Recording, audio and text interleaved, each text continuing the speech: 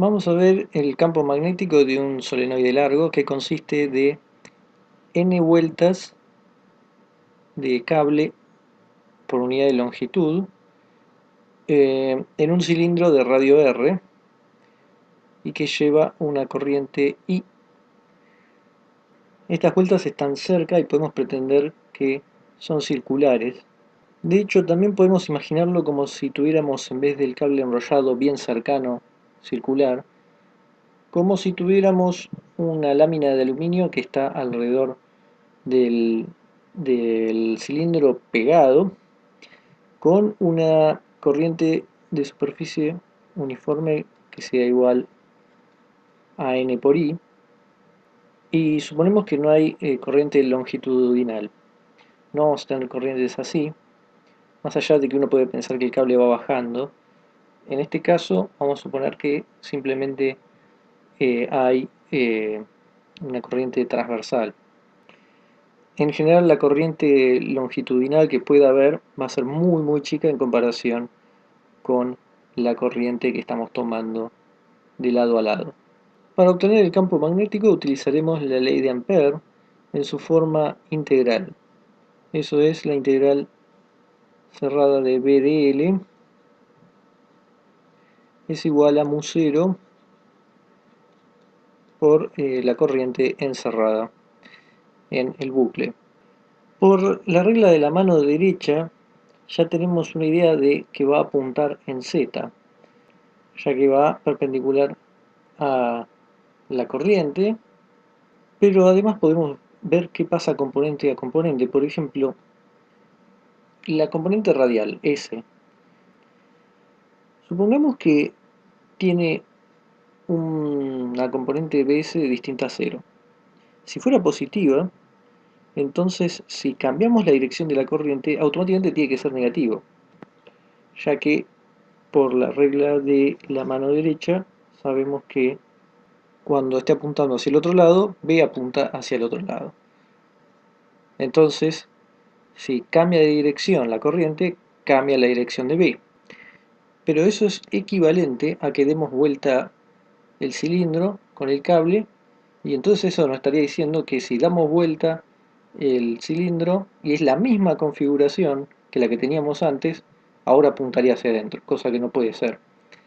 Eso ya nos está diciendo que no puede tener componente radial, porque dos mismas configuraciones nos está dando hacia adentro y hacia afuera. Entonces Bs es igual a 0. ¿Qué pasa con Bφ, la componente angular?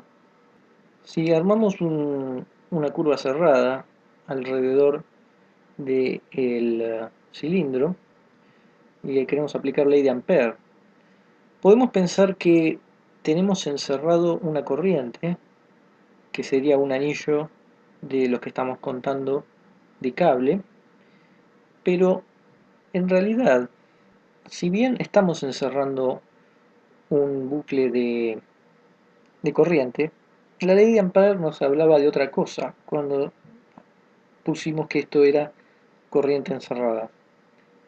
Esta corriente encerrada era en realidad la integral de superficie J por dA. Más allá de que acá tengamos una densidad de corriente de volumen, eso no importa, porque lo que sí importa era qué significaba, era que J atravesaba el bucle. Nosotros teníamos un camino cerrado y la superficie que está dado por ese camino cerrado es la que integramos acá. Entonces, esto que está acá es igual a la integral de superficie J por dA. ¿De qué superficie? Y en este caso sería de la que está dentro de este bucle. Si tomamos la normal acá, por ejemplo, ya podemos ver que no tenemos ninguna densidad de corriente que esté en la misma dirección que la normal, de modo que esto no nos dé cero. Por lo tanto, no hay corriente encerrada. Esto, para el caso de B phi, que lo que sí podemos decir es que es constante en el sentido de que está en la misma dirección que el de L. Si estamos en phi, el de L recorremos el bucle así y queremos la componente B phi. Eso hace que esta integral sea igual a B por la integral del dl, pero esto es igual a B phi por 2πs, que es el círculo, la circunferencia, y eso tiene que ser igual a mu0 por la carga, por la corriente encerrada, pero esto ya dijimos que es 0. Y eso es importante ver la diferencia. Tenemos una corriente adentro, pero no está atravesándola eh, perpendicularmente como lo pide esta integral. Por lo menos no hay una componente de corriente, de densidad de corriente atravesando eh, la superficie del bucle. Por lo tanto, esto es igual a 0 y en el fondo lo que sabemos es que esto es distinto a 0. Lo único que puede ser 0 es el B phi. Por lo tanto, llegamos a lo que habíamos dicho antes. B está en Z. Así que el campo magnético del solenoide infinito, podemos tomarlo, tomamos como muy largo, pero como estamos diciendo que tenemos una cantidad de vueltas por unidad de longitud, podemos tomarlo como infinito y después tomar qué longitud eh, estamos seleccionando dentro del solenoide infinito. El campo magnético apunta en Z, va paralelo al eje y por la regla de la mano derecha esperamos que adentro apunte hacia arriba y afuera hacia abajo. Pero veámoslo con la ley de Ampère.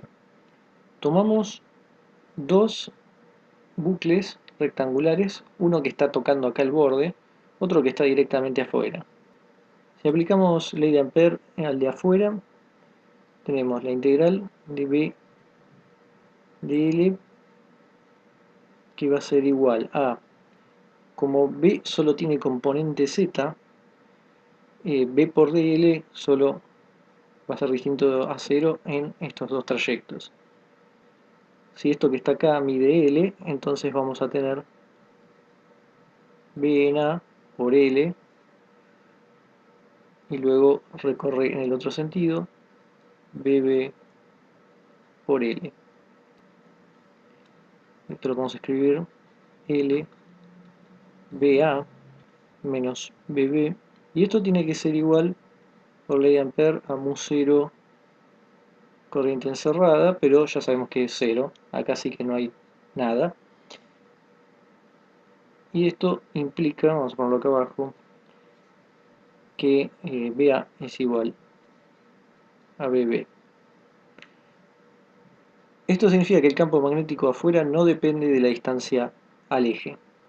En particular, va a ser igual también a lo que valga en el infinito. Si nosotros no tomamos un solenoide infinito, vamos a tener líneas de campo magnético debidas a un lado y el otro lado, podemos verlo de esa forma si hacemos un corte, y en el infinito las líneas de un lado que tienen un sentido y las líneas del otro lado que tienen otro sentido, en el infinito tienen direcciones contrarias, se cancelarían en el sentido de que cuando vamos a una distancia infinita, la diferencia entre estas distancias es despreciable. En ese sentido, esa cancelación de campo magnético hace que en el infinito dé 0. Y si en el infinito da 0, también da en todos los lados afuera. Otra forma de verlo es con la ley de Biot-Savart. Más allá de hacer la cuenta, uno ya puede ir viendo que para los puntos que estén lejos, esto desciende como r al cuadrado.